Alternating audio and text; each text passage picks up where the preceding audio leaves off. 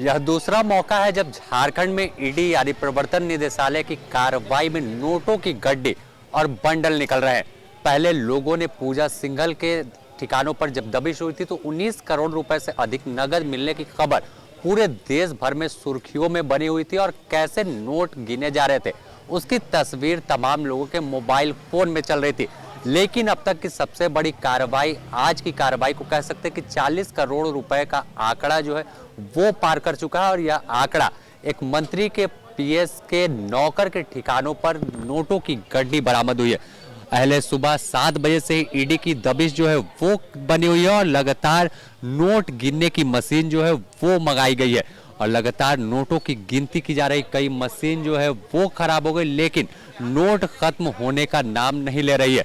बता दें कि जहांगीर आलम का आवास इसमें फ्लैट है और इस आवास में जहांगीर आलम हर दिन बैग लेकर आते थे तो गांव मोहल्ले के आसपास के लोग सोचते थे कि हर दिन इस्तेमाल में होने वाले चीज और सब्जियां लेकर आते थे, लेकिन किसी को नहीं मालूम था कि वह हर शाम जब वापस अपने फ्लैट में लौटते थे तो बैग में नोटों से भरा हुआ वह बैग होता था।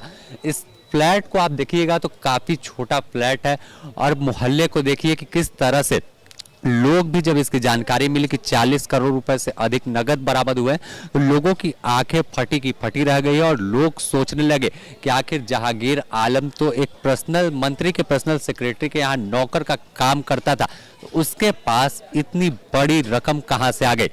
तो लगातार ईडी की दबिश जो है वो जारी है और नोट गिनने का सिलसिला जारी है। और अंदर की तस्वीर दिखा तो देखिए जो बैंक की कैश वैन है वो भी आकर लगी हुई है। तमाम जो नोट है यहाँ से सीज करने के बाद बैंक भेजने की तैयारी चल रही है। बताया जा रहा है कि अब तक 40 करोड़ रुपए से अधिक का आंकड़ा क्रॉस कर चुका है और लेकिन नोटों के बंडल लगातार निकल रहे हैं। अब ईडी की कार्रवाई जो है और आगे इसके बाद बढ़ेगी और कई खुलासे सामने आएंगे।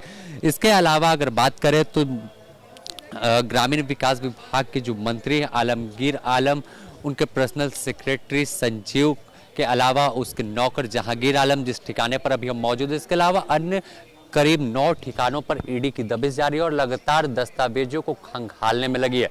बताया जा रहा है कि कई ऐसे दस्तावेज मिले हैं जिससे कई जो बड़े रसूखदार हैं, कई नेता हैं, उनकी भी मुश्किलें बढ़ेगी।